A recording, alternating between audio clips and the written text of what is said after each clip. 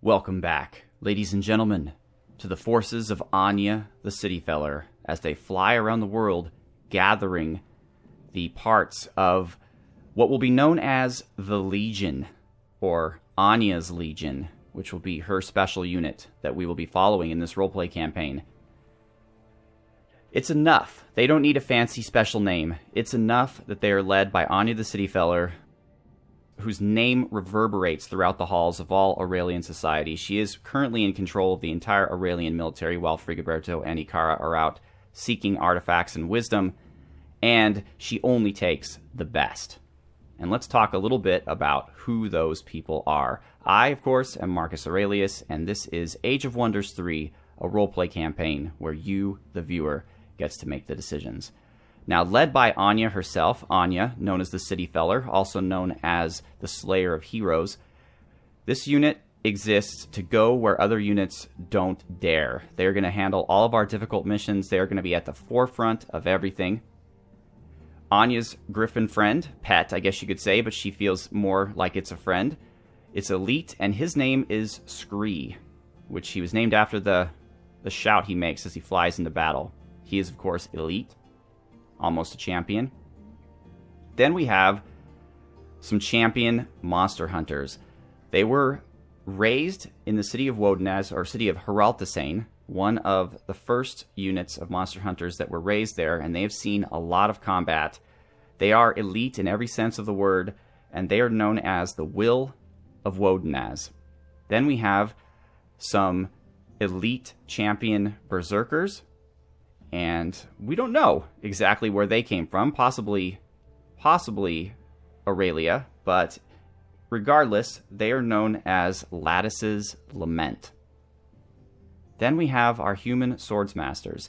They are from Geldorf. They have reached elite rank. They're not yet champions, but they're almost there.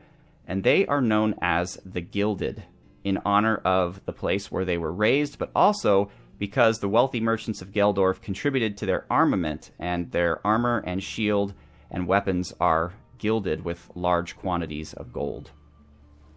And they're currently on their way east to pick up the newest member of the group, our Yeti, whose name is in Yeti language and cannot be pronounced, but he'll be referred to by the team as what his name means when translated, which is the Rage of Winter.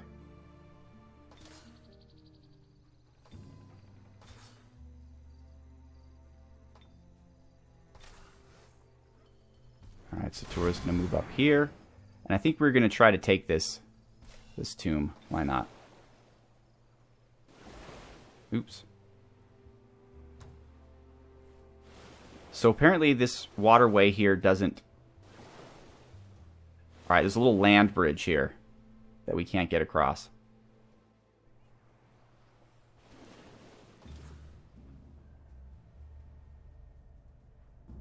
Alright. I'm going to go to Deep Stone here. Where are the there's this guy here. He's not quite ready to go. Alright. Up Stokana.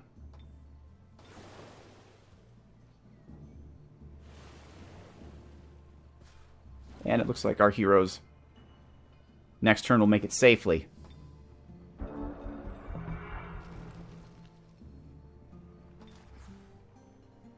Alright, Deepstone has been defended. Now, Builder's Hall, Storehouse.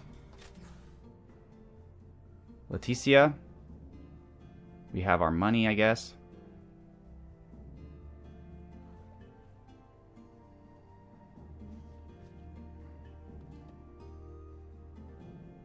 It could be a good source of Warbreed production for the underground. That's an option. Man, we get a ton of income, but we spend it all relatively quickly. Geldorf is just going to produce merchandise for right now.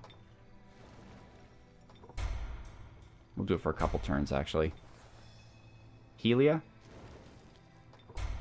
Same thing, although we could build a great beast lair here and have Manticore Riders coming out of Helia. I think it'd be better to put them in a place that has a cavalry bonus, though. Like, I was thinking maybe even Tamra's Fall. Like, that could be what they're known for. They could be known for sadistic Manticore riders, but it counts if they're cavalry, but I have to clear out this ziggurat in order for it to work. Right now, we're just going to produce merchandise. So, Tamra's Fall. I'm going to get ready for that, though. So, we're going to build a Warlord's Command. Aquaresia. The Alchemist Guild gain 15 knowledge, but lose 15 mana. That's fine. I don't mind that. Thing is, though, we can't afford it. So we're instead going to... I guess we could seek knowledge for a turn. Isthmus City. What I really want for Isthmus City is that bell tower thing. I guess you need a... I guess you need a war hall. Oh, no, you need a siege workshop for that. Okay. You know, this is going to stay. All right, so our war breed that's going to be traveling with Anya is... we're going to name him Chunk. Chunk the war breed. And he's going to head on over to meet up with them as well. Okay. There is the Rage of Winter. We're going to pick... Well, we're not going to pick him up. We're going to fly next to him with this one. And we're going to pick him up with this one. Okay, just stay where you are, buddy. Okay, our Navy's filling out. And they also have... They start off with Trooper rank, which gives them more hit points, which is really useful. Elite units are substantially better than just regular units. Alright, we can build a long road here.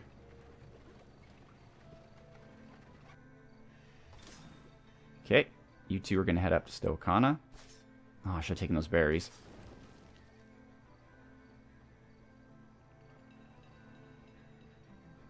Okay. We have another Yeti. I guess we'll move him up. Wow. Yetis. Oh, we have this road. That's why I'm like, wow, Yetis walk pretty far. Actually, they do. He still has 28 movement points. Oh, because of that skill we researched. Right. I'm like, that's amazing. We're still building baby Krakens? I think it's time to stop building baby Krakens.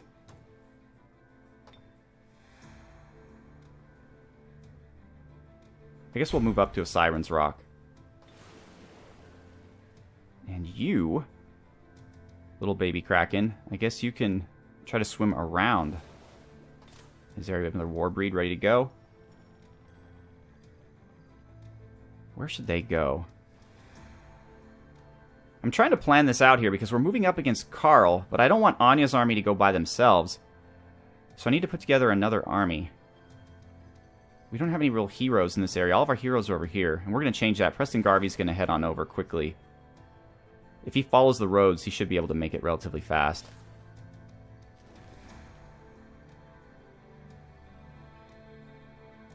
So I guess we could use Aquaresia as our staging point and kind of take off from here. The problem is we'll have to affect landfall because we can't get there all the way via the water. But that seems to be okay because we have, looks like items just lying on the ground here. So somebody lost some heroes to these places. We might be able to grab this city. So we're going to have the armies kind of meet up here north of Aquaresia. Meanwhile, looks like we have another library to take out. This time it has Dwarven Forge Priests and Frostling Reanimators. Goblin Apprentices. Interesting. Let's see how we do. And the libraries, this is great that we have the Valley of Knowledge because we're gaining all these cool spells. We're not having to research them. I thought we'd gain something hardcore that Frigoberto wouldn't normally be able to cast. It sounds like we're just getting stuff off our research queue, but still. Okay, those guys had an area of effect attack. That was pretty rough. This time they're coming right for us. The dwarves have bad morale. Yeah. They're not very studious. They want to get out and crush things. Let's say hello. They did not get crippled, unfortunately, but now they're going to die. Okay. Warbreed. Took out the entire unit in one hit. I like it. Alright, let's see. Charge him right in the face. Units gone, and they gained experience. We're pretty good. We are pretty good. Oh man, Ikara would have been able to take him out if she had another attack. But Frigoberto will do the honors, because we need him to gain a level so that we can have that new skill that gives everybody good defense. Look at that. We didn't even get touched. Meanwhile, we now have elite. So we have 2 ranks of elite knights. This guy is veteran, so we got to get him up there. And we got to get our war breed up to elite 2. Let's see here, because he already has 92 hit points as a veteran.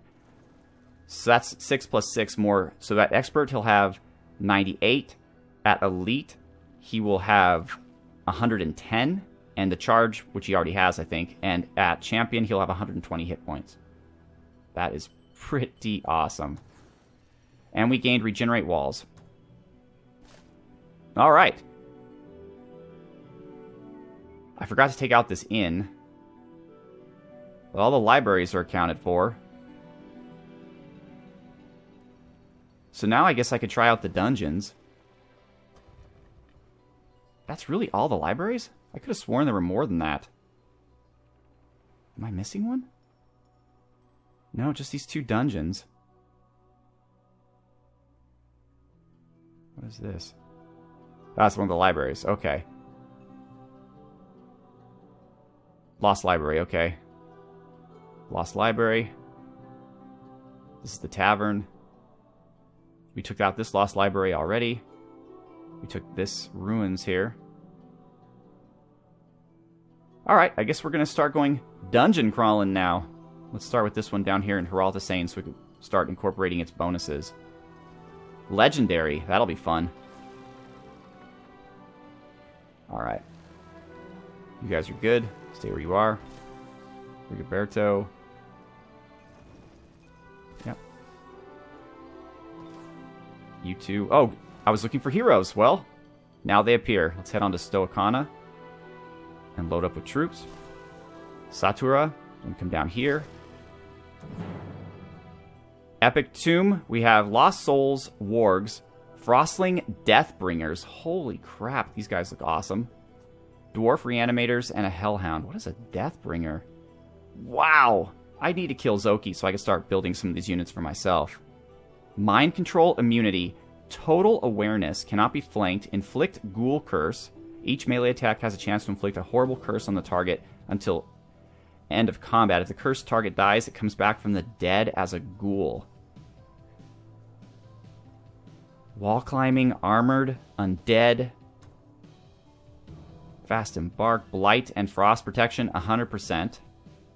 But not holy protection. Spirit weakness, actually. So Satura is really the best person to be fighting this battle. And let's see how she does.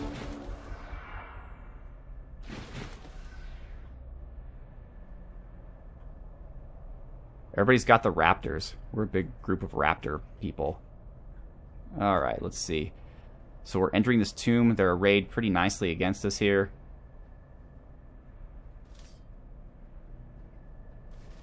Just gonna scoop up the monster hunters. I kind of want to let them come to me. Swords masters. Okay.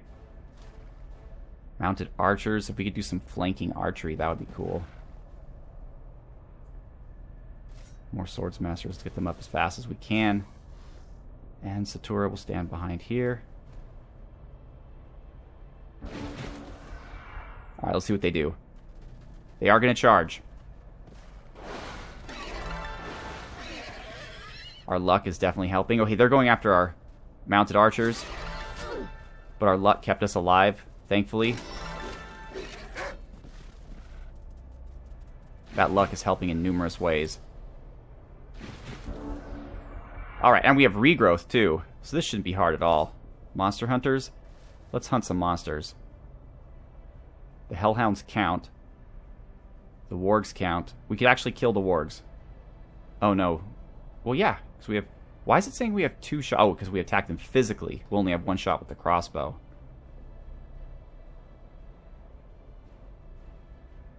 Hell with it. Let's mix it up.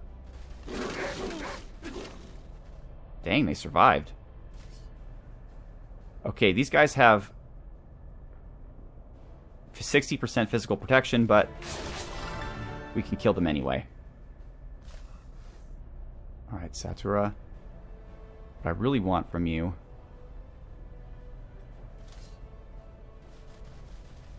I don't think I can get it. Alright, well these guys have to flee.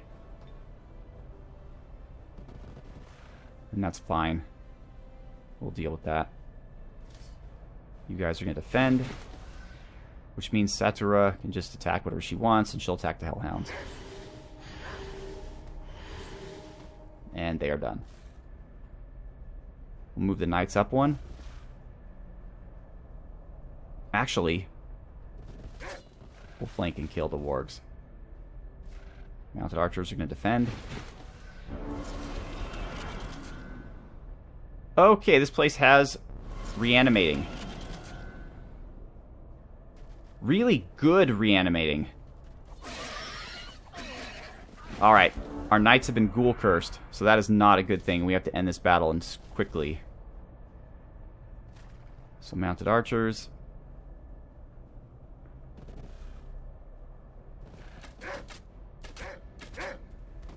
I don't know. Each turn, a dead unit will come back from the dead under the caster's control as an undead ghoul. The corpses of undead, machine, elemental, and incorporeal units cannot be affected. So I guess once you kill them the second time, they're dead.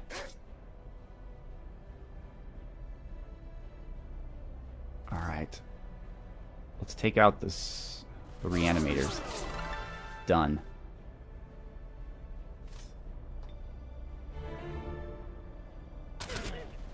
Practically killed them, but didn't. Let's take these guys out. Alright. We're back in a good place now.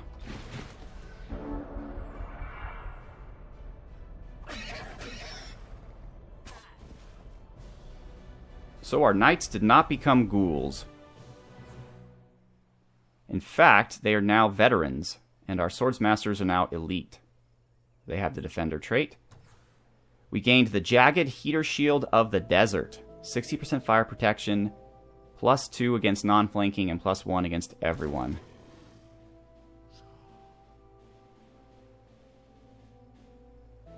So that is essentially what she has, just better. So that means this one, we're going to have to send to someone who doesn't have a shield. Let's quickly find out who doesn't have a shield. Narvek. Preston. Ignatius. Ikara. I'm going to give it to Anya, just because the shield that she currently has is not the best shield ever. And we're going to send her shield over to Narvek.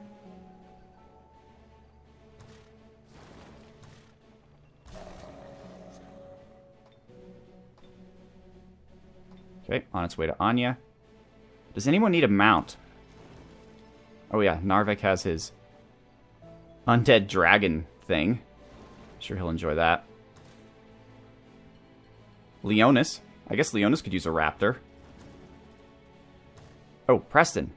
We have to put on your angelic robes.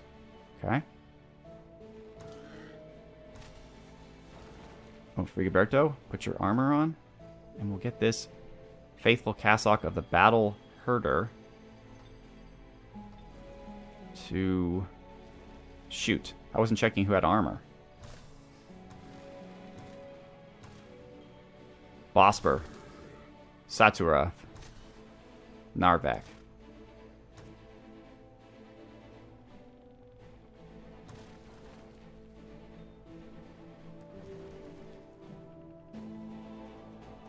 We're going to give the Tunic of the Young Adventurer to Satura because she doesn't need holy protection. Or holy champion, I mean. So we're going to give this one to Leonis. Alright, excellent.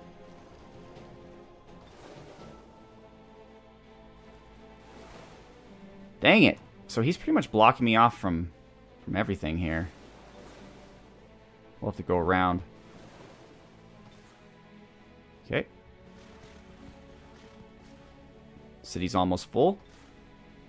And I might go out and take out the guardians of these different layers, too. I think the trolls might be done. If they're not, they're hidden somewhere. Because we haven't seen them in a while. Alright, you are going to thread the needle here. Good thing we have Droos. Because that keeps some of this on our side. Okay, Festival of Magic in Helia. Bloodbath has been researched. Relentless Army. Exhaustion is meaningless to true veterans of the battlefield. Only death can stop them. Bestows all friendly units with Tireless. Tireless units don't spend action points for attacks of opportunity or retaliations. The problem with some of these spells is they outweigh, like, some of our units actually gain Tireless through hard work. And everybody else is going to get it for free. But whatever. Wanderer's Way.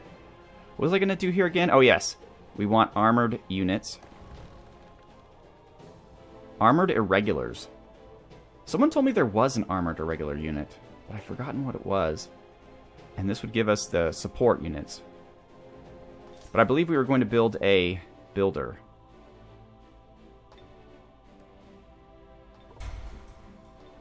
Alright, Herald Hussein. We're not quite airship ready yet. We still need the produce support units. Is the airship a support unit?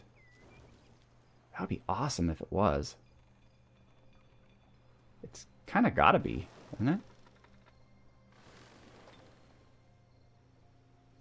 No, it's a machine. Yeah, so it's technically not a support unit. Bummer, dude. Alright, we picked up our Yeti. So now we're going to head, I guess, to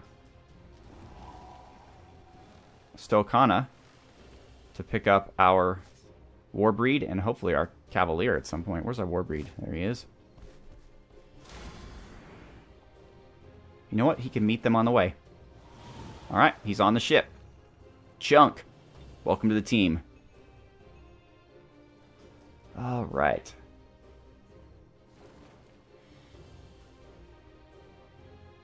So what do we actually need here to build an airship? The patent office. Okay, Tamara's Fall. We actually do have some money. The temple.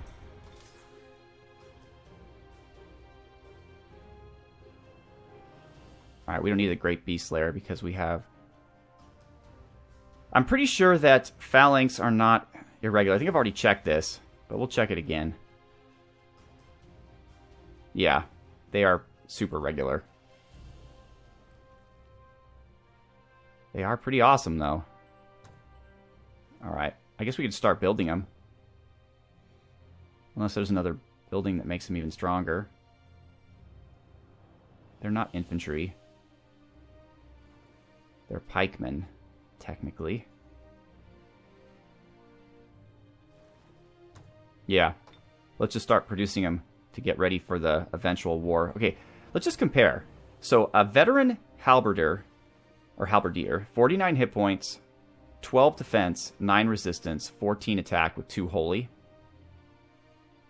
Okay. Phalanx, 71 hit points, 13 defense, 12 resistance, 18 attack with 2 holy. So they are indeed better in every respect.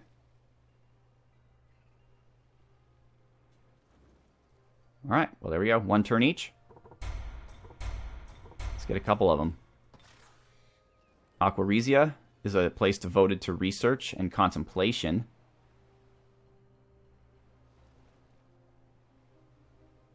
Which is excellent for the Magic Academy, because they're going to be producing probably priests, maybe. I guess priests are really the only human support unit. Other races have really awesome support units that you can actually use in battle. Like the Tigran Battle Priest is an amazing support unit, because when they say Battle Priest, they don't mean like priest, they mean like monk, basically. Essentially this awesome unit that has amazing skills in combat. I guess we'll do the Alchemist Guild. That's a very Aquaresia thing to do. Alright, Stokan is ready to go. So we have experienced human cavaliers, 1 turn. Of course, we can't afford them, which means something else has got to give. Peralta say needs the patent office. We need this. Alright, Aquarizia, we're actually going to wait a turn. We're going to produce merchandise. Or seek knowledge, actually. One more turn with you. Isthmus City. Bell Tower. Alright. So Satura has proven she can clear dungeons on her own. I don't know if she can clear a mythical dungeon, though. That seems like a tall order. But maybe a dungeon.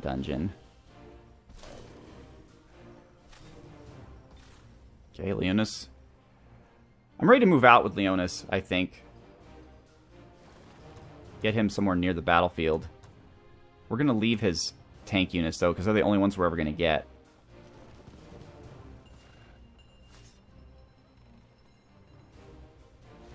And I guess he can go with 3 Swords Masters. That's fine. He'll pick up some Phalanx. Meanwhile, Preston's already full.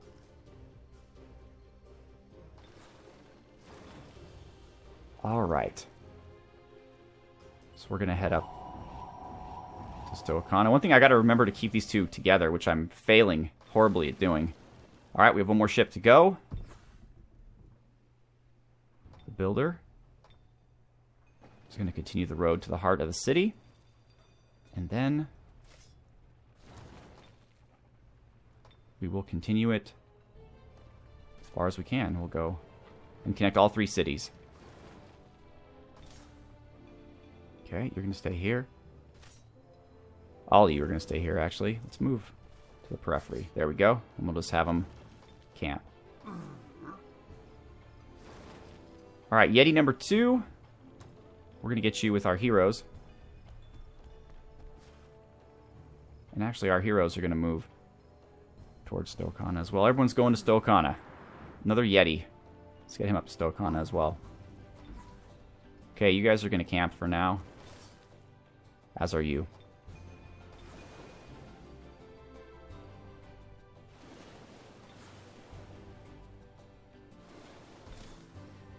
Alright. Frigoberto and Ikera versus the dungeon. We're almost at 30 minutes, but let's do this. Very likely victory. We've got an Orc Manticore Rider. So the first Manticore Rider we're going to see is not going to be our own, but an enemy. And then a bunch of Orc Berserkers. So this is basically a Warlord team, and we outclass them. Even though Frigoberto technically is a Warlord, and nobody in this entire army is a technical Warlord troop. Well, that's not true. The Warbreed is. Alright, well, our human Manticore Riders are going to look substantially different, though, from the Orc Manticore Riders. Well, let's take a look at them. So they have Warcry. I don't know if that's unique to the unit or because they're Orcs. They do have Guardbreaker, Inflict Crippling Wounds, Mind Control, Immunity. The Orc ones actually look really cool. So the Orcs get +5 health, a little bit less holy resistance, but more melee strength, but less range strength. And they get Victory Rush inherent. It counts as a mounted and a flying unit. And it is cavalry. So it's not like, for example, irregular. Alright. Ikera, sit next to Frigoberto. Get the Warbreed in the front to take the brunt of the damage. I want everyone to be tight here, since we're fighting melee predominant troops. Alright.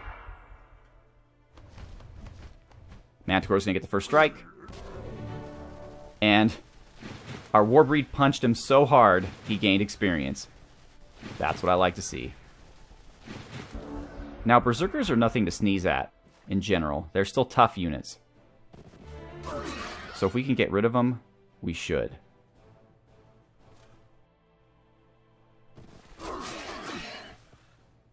That one managed to survive.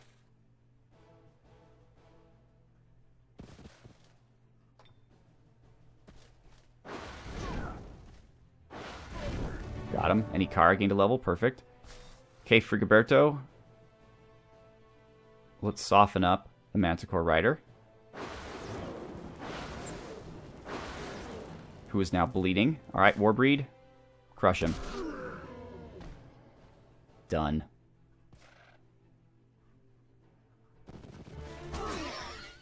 Alright.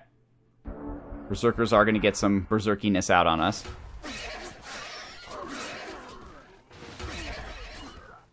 But it's not going to do them too much good. And we're going to try to give Frigoberto the experience.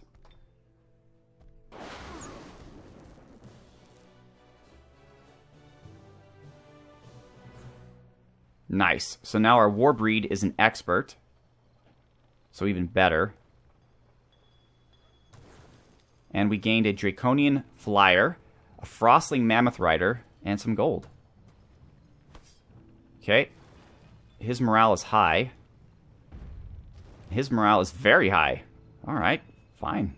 That's great. I'm glad you guys are so happy. Let's get to where... the action really is up here. We have this crazy multicultural army now. I guess we'll have everybody camp out in the outskirts of Aquaresia. We'll send the Mammoth Rider up there. Alright. Ikera, you are just a combat mage, so nothing that benefits troops is good for you, but projectile reflection would be good. Let's look at your spells, though. Massive Lightning Bolt. Calls down a massive lightning bolt on target unit, deals 36 lightning damage, and inflicts electrified. That's good, but this will give a group of units in 1 hex Starblades. That's good too. Cosmic Spray, though, is really good. I think we're going to go with Cosmic Spray for right now. Wait, was I saving up for something? Or did she gain a level and I just forgot to do something with it? Giving her more spells might be... or more spell points might be a good idea. Alright, so now she has Prismatic Spray and more mana. That'll be very helpful for her. Let's go on over to this dungeon over here. And now that means that Heralthasane is now able to build either Slaughter Pits, produce infantry units have killing momentum and +2 melee damage. Ooh. Or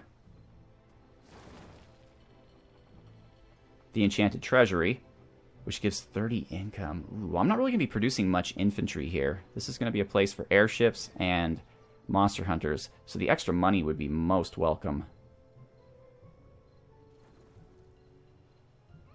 Yeah, we're not going to produce any infantry here. Cool, that'll be next. Alright.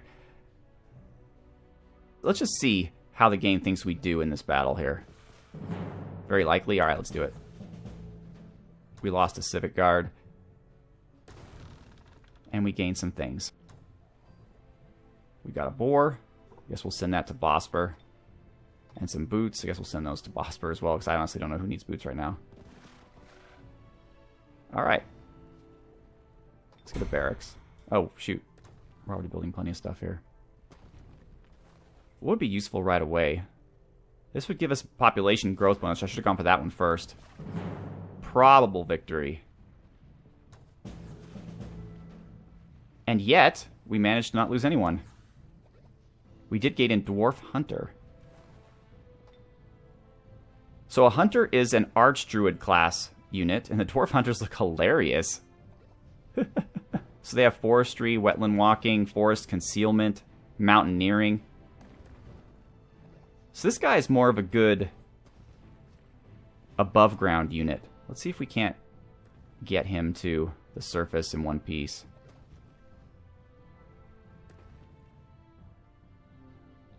I feel weird about marching him over here, but we'll see.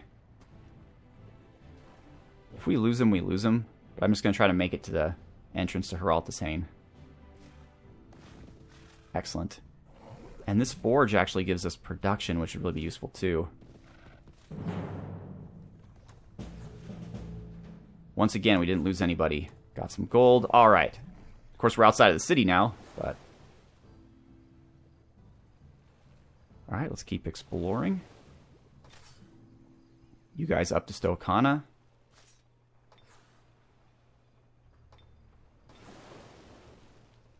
We're going to try the south route here.